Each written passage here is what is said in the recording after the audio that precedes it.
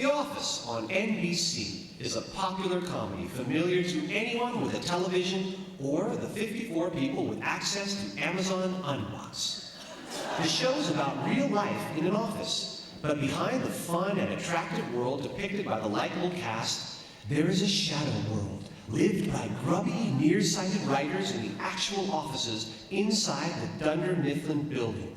Welcome to the Writer's Block, a round table with the writers of The Office. Before we take questions from the room, we want to show you where many of the scenes that appeared on the show come from. Our own workdays. One day, Greg caught us watching the DVD screensaver instead of coming up with new ideas. Luckily, we managed to convince him that we were working, and then we had to put it in the show. Being very athletic, we writers often toss around the old pigskin. It's a great way to brainstorm crazy new creative bits for the show. One day, we realized that Justin Spitzer is a drunk. While tragic, we tried to make comedy out of it. Yes, over the years, we have used many of the real things that go on around our offices to make comedy for The Office. And who am I, you may be asking? Well, my name is Brent Forrester, and my story was the basis for Ed Truck's accident in grief counseling. For you see, at the beginning of season 3, I was decapitated in a car accident. Ladies and gentlemen, welcome the writers of The Office.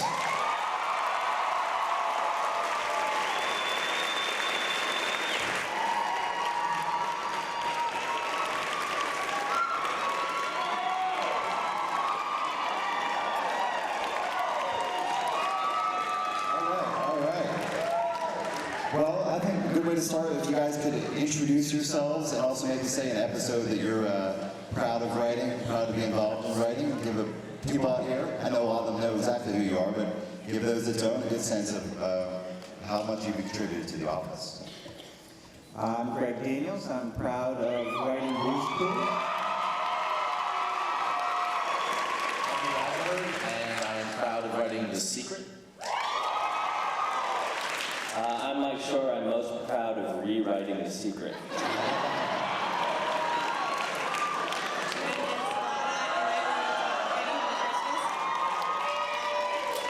I'm Justin Spitzer. I wrote Back from Vacation. I'm Ryan Coe. I'm new, and I'm proud to one day maybe get to write an episode. I'm Zbinetsky, and I'm proud of helping Mike rewrite Lee on The Secret. I'm Jason Kessler, and I'm proud of Creed Thoughts. I'm Minnie Kaling, and I'm proud of my first episode, Hot Girl. I'm BJ Novak. I'm proud of writing Diversity Day.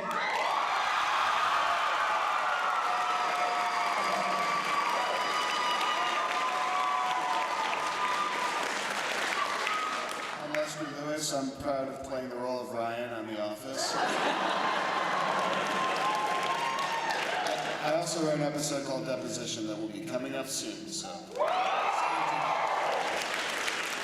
I'm Anthony Farrell, and the coolest thing I've written so far is the Kevin talking ahead with the PB&J thing.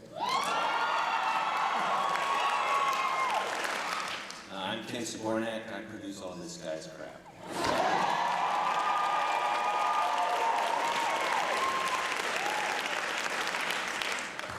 We're going to get started with a few fan questions submitted on the internet, and then we'll sort of feel free to improvise here a little bit. First question comes from Kristen in Scranton, Pennsylvania. And I'm not sure about this. It seems as though you have established an ideal work environment from which to create. To what do you attribute the collaborative nature between the writers, cast, and crew? The process by which we make the show is incredibly organic and very grassrootsy. And as you all probably know, a lot of our writers are actors, and a lot of our actors are writers, and that was Greg's conception of the show from the beginning. Was some shows out in Hollywood land, there's a very weird division between actors and writers, and you don't get to interact much with actors if you're a writer, and obviously vice versa. And the whole point of the show is to sort of break down those barriers. And when you write an episode, you're on the set for every minute of the shooting of it, and you work really closely with the directors, and we have, over the years, developed a real kind of fun shorthand between the actors and the writers and the directors, and it's just a very relaxed environment, and I think that that really helps us because there's no sense of weirdness or something. If the actor has a question, they just come to us, and if we want to let the actors improvise and try to improve the dumb stuff that we've written, then we do that too, and it just is a very calm and relaxed sort of big happy commune that we work on. And a lot of respect. I mean, we respect each other so much. Like, we know we bring Some of us respect some other people. We bring stuff down and we know they're just going to make it better. So Yeah. it's nice. I have a follow-up to that. Am I correct in saying that one writer leads up an episode and then sort of other writers help with the editing? Is that typical of a television show creating a comedy, or is that atypical? I don't know. Yeah, I mean, one of the writers is sort of, we all pitch all the ideas out and we work really hard sort of making an outline, and then one writer goes off and writes the original draft, and then once you write it, it becomes the property of the staff again, and we all rewrite it, but the person who's sort of the point person is on it from day one and is on the set and is in editing and stuff. And then, you edit it and you get it exactly the way that you think is best. And then Greg comes down and points out why what you did was stupid and terrible. And then he fixes it and makes it good. Another fan question, this is for Greg. Do you think at some point you'll have to explain why this fictional camera crew is now in its 4th year of filming this documentary? Can you ignore that indefinitely? I think yes. There's a lot of stories from the world of documentaries taking years and years to film. I think Hoop Dreams took 6 years to film or something like that, and there's others that take even longer. And I think it's typical with documentaries that they don't necessarily have big budgets, but they invest years into a project. So whether that's actually true or not is what I'm going to believe. As the show has progressed, the office workers seem to have developed a relationship with the documentary crew. Is this growth a conscious choice made by the writers? This is from Jessica in Columbus, Ohio. Jen should answer that. Yeah, occasionally we'll do an episode that kind of focuses, there's an episode that I wrote where Pam was interacting with the cameras, trying to find out if Dwight and Angela were together. And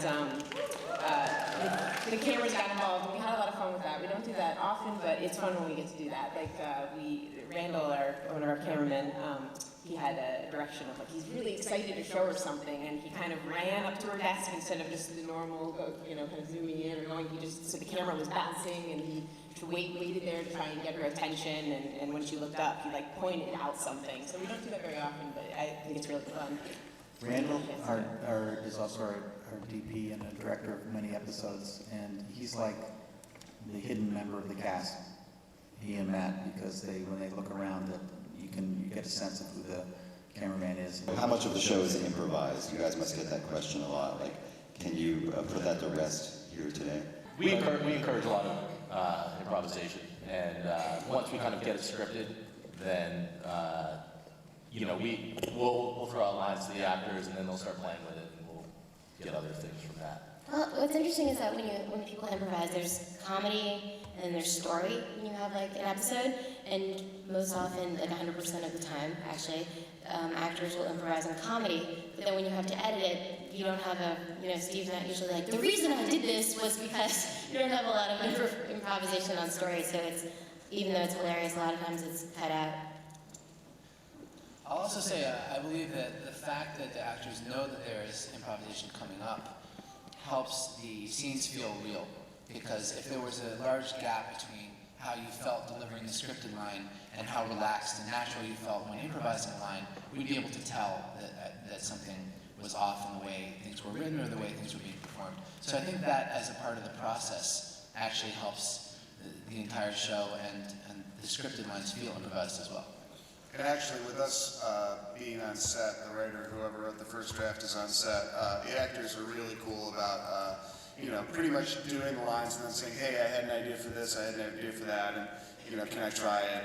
And it usually works out great. So it's that kind of relationship. It goes back to, like, they start with the lines as written, then they improvise a version of them, and then often they look back at the original lines with a new understanding of them from improvising it, and they end up doing the lines as written, but more naturally. What are some of the obstacles the writing staff faced when dealing with producing these 4 one-hour-long episodes to open the season?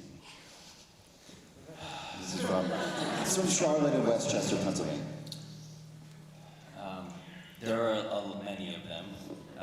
One of them was that they couldn't just be hour-long episodes. They had to be episodes that, when they are shown at repeats, they could be broken up neatly into 2 half-hour parts, which was very difficult. It was very hard to construct stories that would arc over 2 episodes, but individually could work as just 1 episode. Like the end of the first episode had to feel like an end of the first episode, Right. but also it had to be like, wait, there's more. I would say the biggest thing, though, is that the way that we shoot the show is that we shoot way more stuff than we need. Way more stuff than we need, which is why there's so many deleted scenes on the internet and stuff. And for every 21-minute and 30-second show that normally airs, our first editor's assembly is 35 or 38 minutes long. And I think if the show is good, it's because we keep cutting it down until it's like a finely honed little comedy nugget. And when the show was an hour long, which meant it had to be 42 minutes long, we ended up with editor's assemblies that were 70 minutes long. They were essentially movies. And it's just more than twice as hard to edit and fix and hone something that's 70 minutes long into something that's 42 minutes long, So. And it was hard, I think, on everyone. I think we really enjoyed it, but it was, instead of taking 10 days to shoot it, we did it in 8 days, so it was just... It was like an obstacle course. It was like a crazy obstacle creatively course. fun and interesting and challenging. Yeah. But a lot of work. We got a couple more fan questions here. This is Melissa in McDonald, Ohio. It's from Michael Schur. I love you as Mo Schrute. What's it like being both a writer and actor on this? I'm certainly not an actor. Whatever you think of me. It's a lot of fun. It's a little odd because the other writer actors on the show, Paul and Mindy and BJ, are playing less BJ than Paul and Mindy, but are playing essentially exaggerated versions of their natural selves. In my case, So are you. It's exactly the same as Mike. The only thing I have in common with Moe's is that in real life I am an Amish beet farmer. But other than that, so I have to work a little harder. How long does it take to glue on the beard? Is that Well, for the record, I want this out there, people. The first time I played Moe's, the beard was real. It was honest to God, and it took me 3.5 months to grow it. My wife left me, and it happened in part because my natural beard growth is very weird and Amish looking. And some of the other people up here thought that it might be funny to force me to grow it for 3.5 months. And I came back, I made one contract demand when I came back as Moe's, which was that I would not actually grow the beard. And so the last time it was a glue-on. It looked okay, right? It looked fine. I pretty much could have totally gotten away with gluing it on the first time, I think. So somewhere at NBC, there's just like a creative, prosthetic Moe's beard. Yes. Well, it's actually right now it's in the Smithsonian, but it'll be back in a couple months. Thanks a lot. So we have another one. This one is for BJ or Mindy. It's from Sarah Pugh in 44. It's a local PA town here. What are your producing responsibilities on the show? Producer, I think, means super duper way to go writer. I think in our case, the writers have all been given by Greg a lot of opportunity for input. Greg solicits opinions from his inner circle, and I would call the writers. Actually, the inner circle in the show is pretty large. There's a lot of creative input. But, to answer your question at a technical level, I think producer is often simply a title that is just given to writers after a certain amount of time, but it reflects a reality that in television, more than in films, writers are the ones making a lot of key decisions, influencing things on the set, dealing with the actors and directors to a large extent. So I think that we all do that, all the writer-producers, but I think all the writers who are not credited as producers more or less do that too on our show.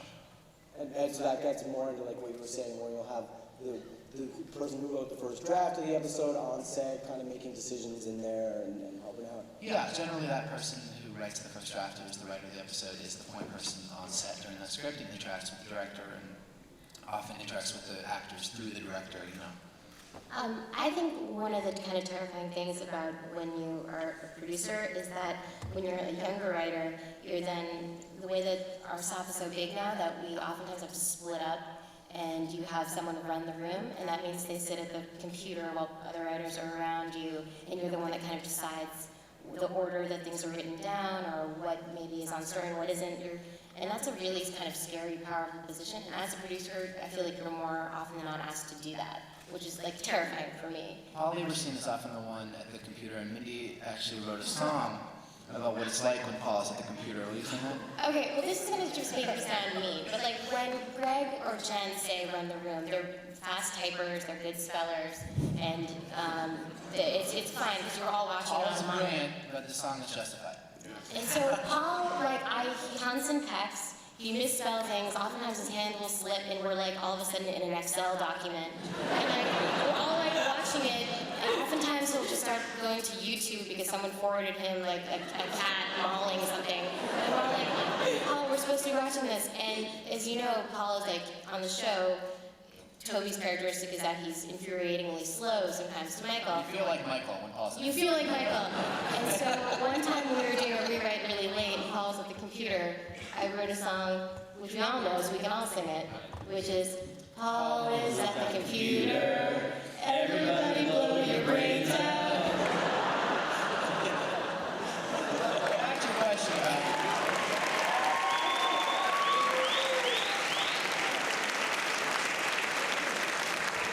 I'm sure he appreciates that out here. Yeah, it's good that he's not here.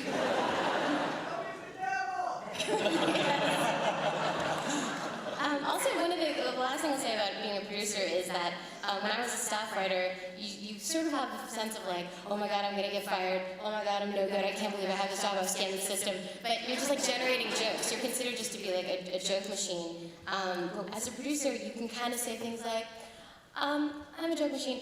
Also, I don't think that character would do that. And you get to be like that kind of guy, which is more fun. You get to have like a little bit more investment, and so you're allowed to have more opinions about larger things. But not as many opinions as like a co-EP or EP, let's say. Anytime you see a really weird name on the show, it's probably Mike. Mike comes up with the craziest names, and I don't know if anyone, I think this made the final cut, but somebody was named Gwendolyn Trundlebed, and Mike named that, and her little Also, Mike is place in Gwendolyn responsible. Trundlebed. Mike's responsible for Toby Flenderson. Crazy. It's like if Paul's thing is that he's terrible at the computer, Mike's thing is that as though he's like a very funny, very brilliant comedy writer. If you have any name thing, he goes into like nonsense land. What's the joke that if you would be nothing happier would be if you had like a Swedish phone book? And we're just reading names from That was what Paul said he was going to get me for my birthday, was a Swedish phone book. Because every name I come up with is like Gern Grundleman, Lars Larsmanson and stuff. As a matter of fact, in the episode that we just did, there's a scene in the deposition where they're reading off the names of the people in the room, and the last two names are Ted Grundleman and Toby Flenderson. We thank Mike for that. It's the proudest moment of my life. But in this one episode that we did, The Return, when Dwight was had quit the job and was looking around for other jobs and stuff, he was interviewing with a bunch of people, and it was just very short scenes, and the people didn't have names or they didn't even have lines. And so it was very late at night, and I wrote in that the woman's name that he was interviewing with was named Gwendolyn Trundlebed for no reason. And then our set designers, who were fantastic, saw that this woman's name was Gwendolyn Trundlebed and thought that we were trying to say something about her character. And she literally was an extra. She just sat there and stared at Dwight. And they designed her office in this incredibly like elaborate, girly way. Like she was like really into fairies and sort of, like, very ethereal. The whole office was pink, And when we got to the set, it was like, what is happening? And then I was like, it's going to the trauma bed, you know? It's just an interesting office. That did not deter me, however, from creating 20,000 other stupid names. We've been playing with Nerf guns in the office, and I put a Nerf gun to Mike's head the other day and said, I will shoot you if you don't give me a normal boy's name, because we're trying to name something, and he couldn't. Couldn't do it. Quick show of hands. No, actually just make some noise. Who here is from Scranton? Okay. Maybe you can see where we're going with this, Greg. Who here is not from Scranton?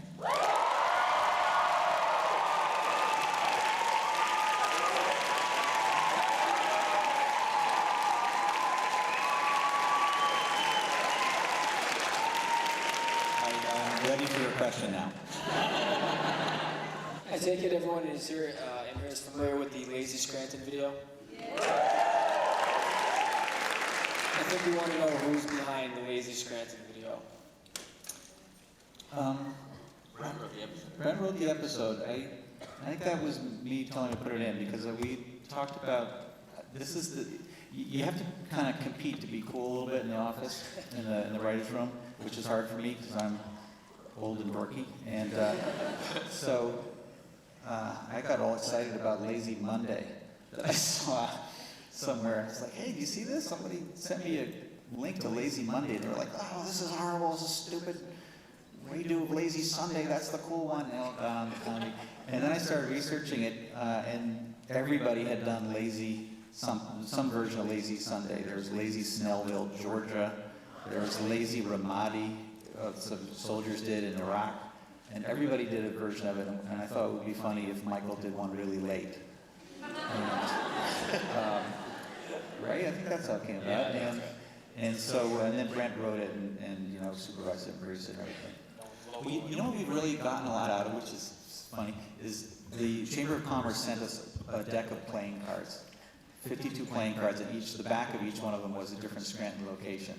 And that's how we've come up with almost all of the Scranton locations. Especially for the Lazy Sunday, because there was Montage Mountain, and there was the Electric City sign, and there were all different things around the back of this deck of playing cards. There was a half a day where the deck was lost, and it was like a code red in the office. Why was Scranton chosen in the first place? People ask me that all the time. There's a whole bunch of different reasons. I was reading John O'Hara stories at the time of the pilot, who's a great writer and sets a lot of his stuff here. A little smattering of applause. Paper Magic is a paper company that does children's Valentines, and it says Made in Scranton on the back of Scooby-Doo Valentines that I had gotten around the same time for my kids. There's a lot of different things. I think it was still maybe floating around when John Krasinski came here before the show when he was coming out for the pilot. Maybe not, but he came here with some buddies of his and shot the footage that's in our opening title sequence, and he interviewed different Scranton paper personalities, like a Pen Paper and Paper Magic, and the behavior of him going around with the camera crew asking the managers of these paper companies to show him around. It mimicked exactly what we were going for, kind of. And so we're like, yeah, that's a thumbs up. That works. And there's just 100 little things. And I'm really glad I did, though. I don't think we've gotten this reception in Utica.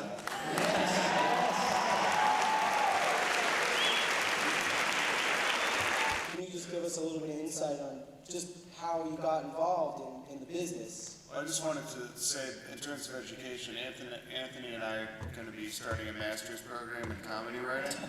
It's going to cost $200,000 a year. So we're accepting applications now. It is not accredited. Does anybody else want to give any more insight? One thing I've been kind of recommending lately to people who want to kind of get in is doing improv classes. Because I feel like you have to be on your feet, you have to pitch something. If it's funny, great. If it's not funny, you can't just kind of melt down and disappear. You have to pitch another thing. And so I think it builds confidence. So if it's something they're interested in doing, I would recommend something like that. Another way to do it is the way Gene Studniski did it, which was he was Larry David's nanny. Not kidding. Not Larry David, Harold Oh, Ramis. Harold Ramis. He was Harold Ramis. Although I did babysit Larry's kids once in a while. But that was more for Harold. This is honestly not true. That's how we got into show business. Yeah. I didn't really want to go into show business. I wanted to be a nanny. I'll say on a creative level, I think it's important to write for an audience. If you want to be a comedy writer, that's important to develop, not simply to write essays for an assignment or follow a book, to develop a voice that actually honestly entertains your friends or readers of your school paper or magazine or people on the internet. You learn a lot from an audience, and we have learned that simply from screening cuts of the show again and again to people we know and you know, people within the staff. And definitely from stand-up, there's a saying that I was taught when I started doing stand-up, which is never blame the crowd. And often it makes sense to lay a little blame on the crowd, but it's better for you to develop if you always think, well, what could I have done better? What was lame in my act? What could have been more novel and more creative? If you develop that for your friends and in a way that they would enjoy reading what you write or watching what you do, that can really get you to a higher level creatively, and often that will be discovered. And there's many books and people that can give you advice on the business side, but getting somewhere creatively is an important business side of it too. And also, you know, if you really want to do this, you got to basically move to LA and do it. You know, you can't be in you know, the middle of the country somewhere writing your scripts, hoping someday you're going to be a writer. You have to, except for some of us who start off in New York, Mike Schur wrote for Saturday Night Live, but you kind of have to come to LA and grind it out and write sample scripts and hustle, and it's hard. It's really, really hard to break in, so you have to be fully committed to it. But if you're very good, you can break in. That's the one thing that I think that it's always makes people, I think most writers don't feel great about encouraging people who want to be writers, because you know how many people try and aren't able to do it. But on the other hand, as somebody who hires writers, anytime I see a script that's really A+ grade, you know, Justin Spitzer was the best script of the year that I was reading scripts, and he had gotten hired on another show, and I had him in the back of my head, and it was this one Scrubs episode that he did, and Lee and Jean had a pilot that was incredibly brilliant, and you know, if you can get it up to the level where it's the best script out of the stack of 100 scripts that somebody's reading, you will definitely get hired. But that's a very hard thing to do, and it's half comedy, and it's also half understanding playwriting, and you know, just the dynamics of what makes an interesting character and how long a story should last and when you should cut to a subplot. And there's a lot of elements in it that aren't comedic too. And my personal way of getting better at it, I think it's really, sounds so simple, but I think it's really good if you want to improve your writing, to take a show that you like, put it on a pause, like on a tape or DVR or something, and transcribe it from your looking at it. And I don't know why, but I think that helps a lot. I haven't ever heard anybody suggest that because it's so time consuming. You know, when I wrote my first scripts, I was watching, I think Frasier was the first scripts I tried writing, and I would watch them, and I started so geeky. I would write down how many jokes were in every scene and what the joke formulas were. I mean, it seems like it's so hacky. And I tried to fake my way, pretend I was writing a script by copying as many of the structures. And then eventually you change enough, and all of a sudden it's a completely different script, and you kind of know how to do it. You do that one or two more times, and all of a sudden it becomes secondhand. I think another thing is just plan on just throwing a bunch of stuff in the garbage really early. Like when I first got out of college, I was like, okay, well, first I'm gonna write the greatest Malcolm spec ever written. And so you just like eat yourself up with this, and then after I burned myself out and worked in advertising and then hated that, I was like, okay, well, I'm just gonna throw out the first 3 things I write. They're gonna be garbage. And yeah, I pulled through on that. And then, you know, actual good things maybe start coming out of the computer. But to say like the first time out I'm going to, you know, write the best Mad About You spec ever is probably unrealistic. But once you get over that, you can start feeling like stuff comes out of your computer quicker. As you get deeper, now that you're here and you've been driving around and seeing things, is there any chance maybe in some of your minds to maybe make the show a little more discreet? Have you seen some things that have maybe surprised you, that have maybe been inspirational to be like, you know what, we need to get that in the show pretty soon? I'd say yes. What do you guys we were all in different cars driving around. What did you guys think was story generating? We took the coal mine tour.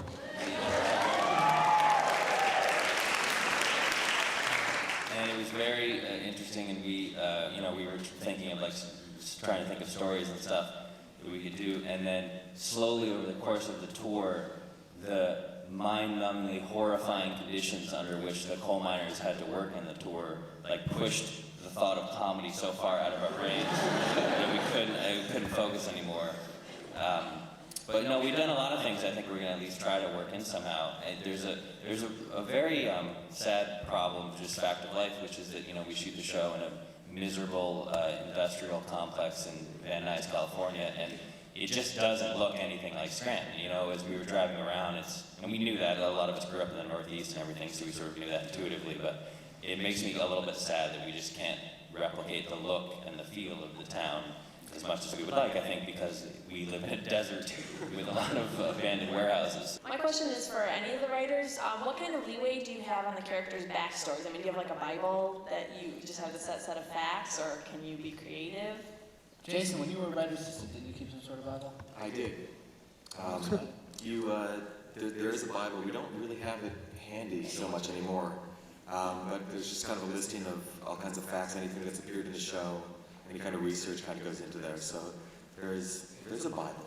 You know what's really weird is that we generate more ideas by a factor of 10 than we ever use, and so some of these pitches, what we call it, when the writers throw out a suggestion in the room, you kind of fall into the back of your head, and you don't remember whether or not that was ever written, if it was written, whether it was shot, if it was shot, whether it aired, whether it aired on TV or online. So you can get confused, and what happens is it just floats around until you have to make a decision, and it just becomes possibilities. And it could be like for example, characters' religions. That floats around. And if you had a great story idea that Pam needed to be Catholic or something like that, now we can't do it because she's been established as Presbyterian. So every time you make a decision, you kind of limit things. So it's best to kind of keep it open as much as possible, so you don't paint yourself into a corner and cut off a good story. So the backstory is kind of like Heisenberg uncertainty principle. It's kind of this is good, I'm going to keep going with this. Well, sometimes we'll make these jokes that you just pitch as a joke, and then they have these enormous stakes that you don't think about till later. For instance, the Kelly Kapoor character has a sister who died, and that was a talking head that I think Jean and Lee wrote, which is now part of her backstory, that she's this horrible tragedy, but because she's not real, we think it's funny, so we wrote the joke. That's part of her story. And there's another thing which I think is so funny, which is in Conflict Resolution, our second season. They go around and there's a note in the performance review. There's a note that was stuck in the box from a character named Tom. Tom said, "I wish there was more outreach for people with depression." And Michael's like, "What is this?" And then he's like, "Who's Tom?" And then Phyllis goes, "Tom, So essentially what happened is a person who worked in that office, which is only 14 people or so, was incredibly depressed, killed himself, shot himself in the head, if we were to take what Phyllis said at face value. And it happened, asked for help, put a note in a box, and that happened a year ago. This was a year ago. So if you time out the series, what we discovered was that his suicide happened a day before the pilot aired. Or they came in to tape the pilot, so in our pilot episode, when Michael is bringing around the temp and saying, "This is this person, this is this person," we all just came back from the funeral of Tom. Kind of killed himself. So these jokes have these ramifications we don't even think about. So. That guy was much more affected by the death of Sprinkles than he was by the death of It never occurred to me that Ryan was probably there as a temp to replace Tom. You could also maybe wonder if the documentary crew was set there in response. And they're going to investigate the tragedy. What made a man do this? And then they were like, "Oh, this boss is kind of funny. Let's just follow this guy." Who cares? Tom Who, am I right, people? They just stayed to see who's next.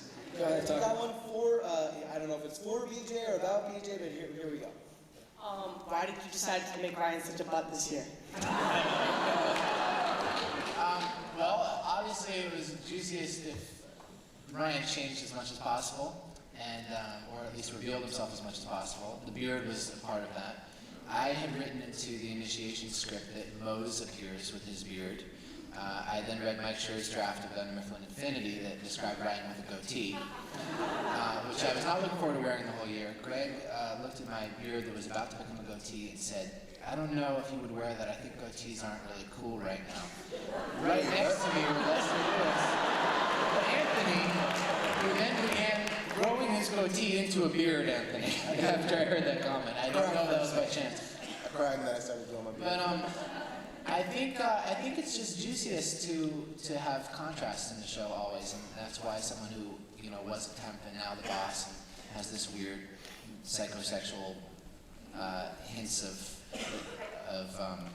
well, I'm pinning myself to a point here. Psychosexual, did you know you said that?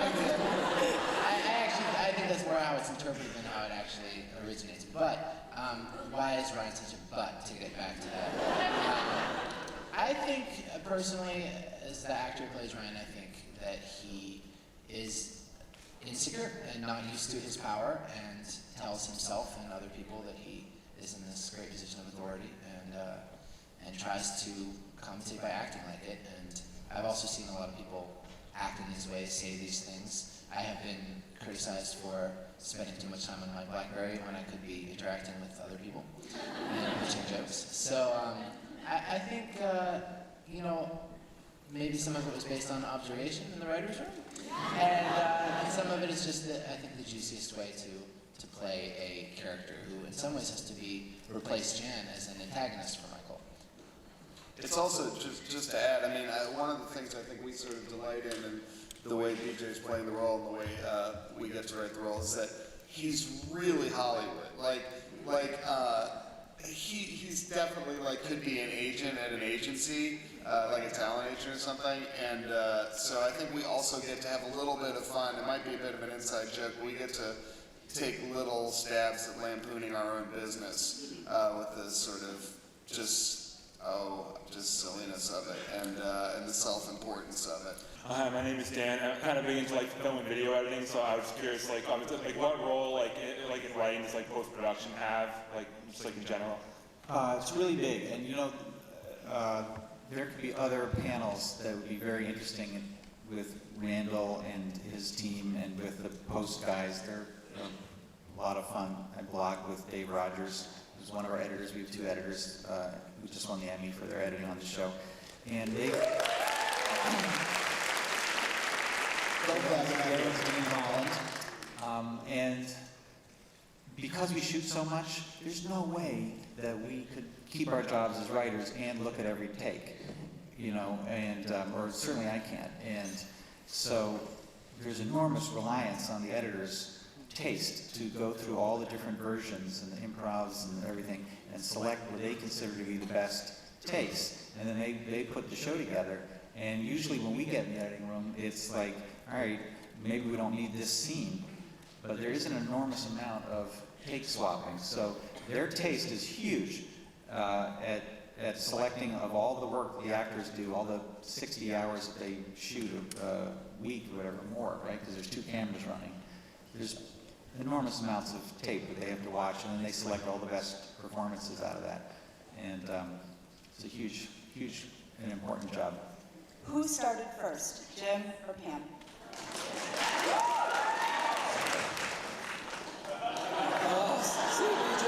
Should have been about Ryan.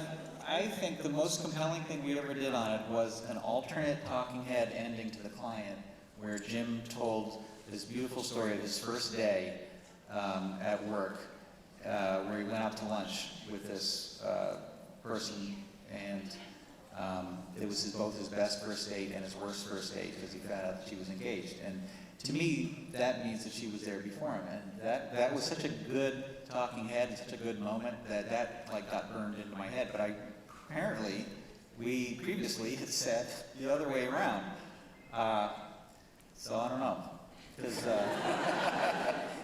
I'm going to say that Pam was there first. Has there been any thought into outsourcing certain departments and having, say, Kelly compete with her cousin Kimmy from Calcutta?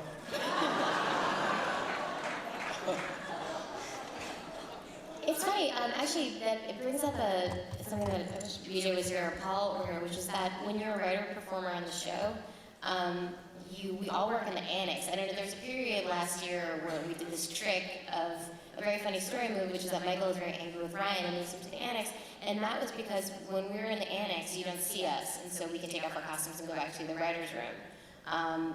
If you're asking if Greg is thinking about firing me, I think he has to answer that.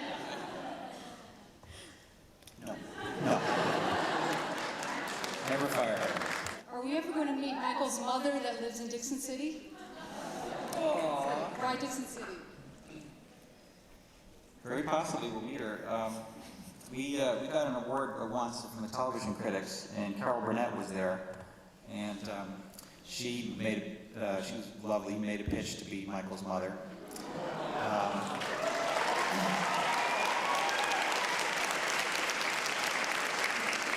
So I've been kind of reluctant to do that, though, because it feels like on a documentary to see a big famous actress like that, you've heard it.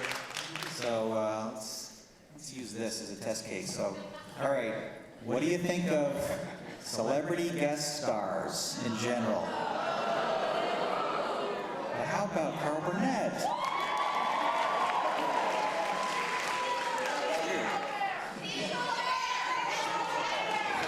As Michael's mother, I don't think that makes sense.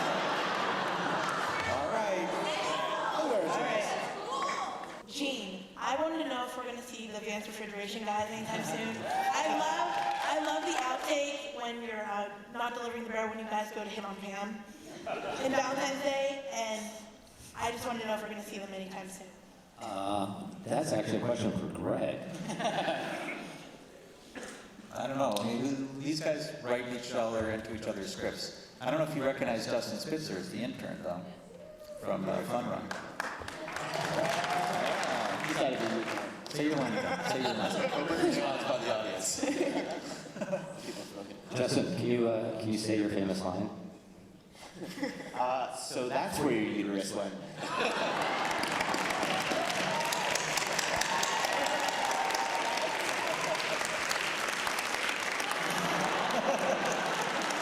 Some of them have been holding out. Jen Sled has been holding out for a better part.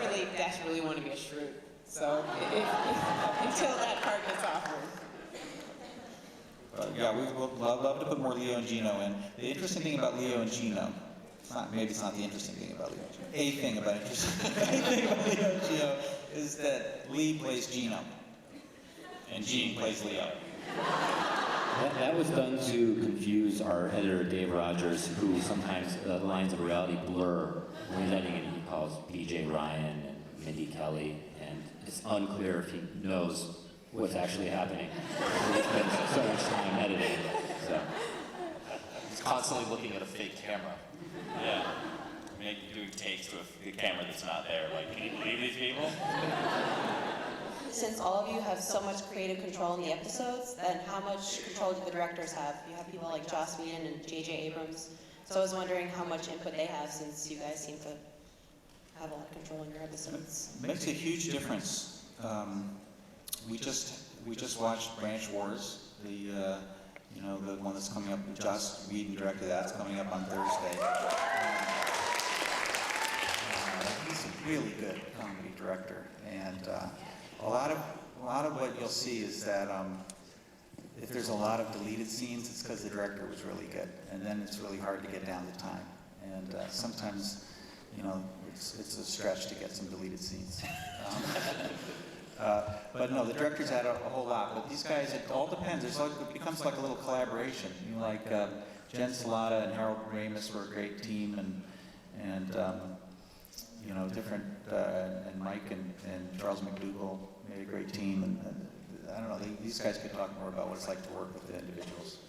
Well, it's also not just writers and directors. It's really writer, director, actor, and Randall, I would say. and everything is there's a lot of confabbing, and there's a lot of sort of discussion and sort of free-flowing ideas and stuff, but there are times when there's a director who's just straight up awesome that you just feel like you're worthless because they're doing everything that you would do before you can have a chance to know that you would do it.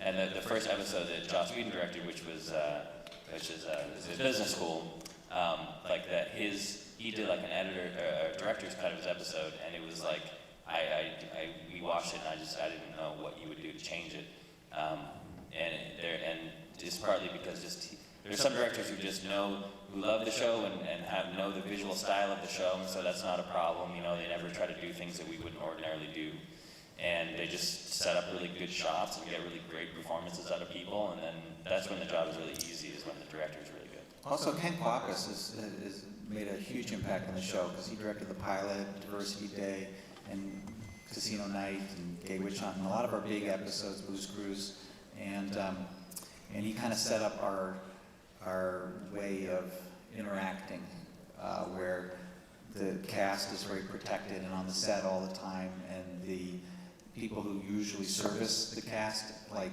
makeup and hair and stuff like that, and can slow it down and remind everybody that they're in Hollywood, not in Scranton, is kept to a minimum, and they're always like off camera, and the cast have their own little compacts to do their makeup on their own and stuff, and he set up a lot of things that really helped us, you know, in our process to make the show what it is. My question is kind of a two-parter. The first part is, what is your favorite catchphrase that each of you have created yourself? And the second part is, who's responsible for I'm in love with Italian food? And can we see Pam reciprocate that? Paul Lieberstein wrote, I believe, right? I'm in love with Italian food, the Jim Talking Head. Yeah, I believe that was Paul. Favorite catchphrase? You know who's got a lot of catchphrases is Ed Helms. I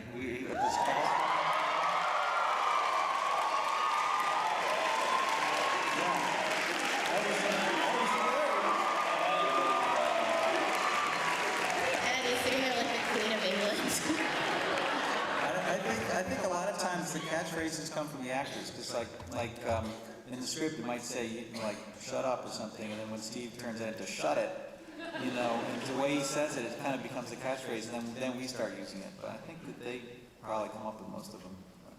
Who first pitched That's What She Said? Yeah!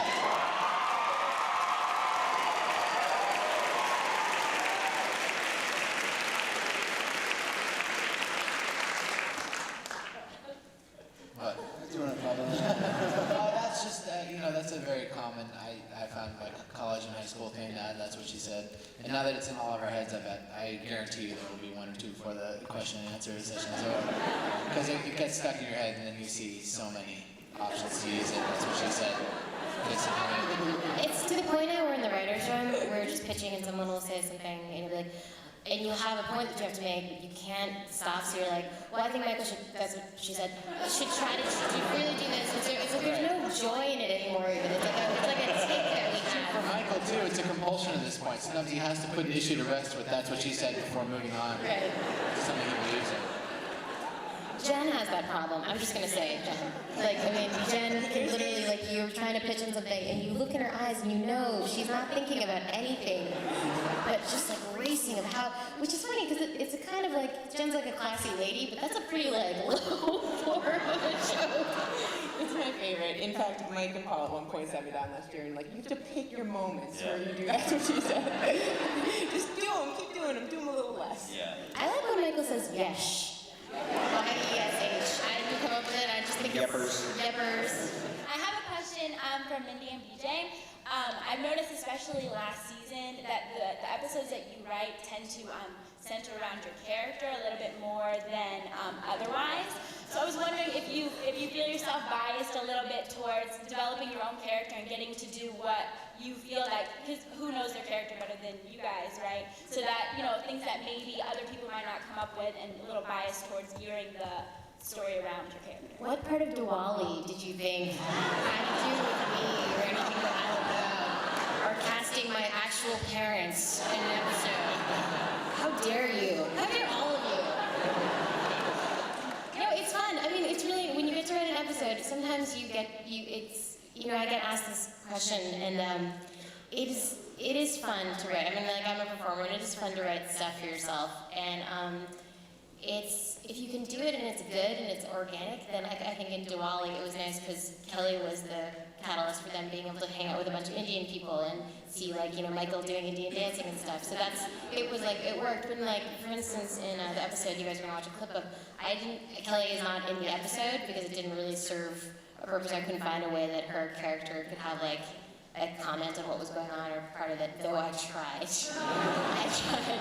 So, She pitched a narration for Kelly. The whole thing was going to be a dream that Kelly had. Welcome to Scranton, Framing everybody. device. Oh my God, you guys, it's Branch Wars. Just like anything.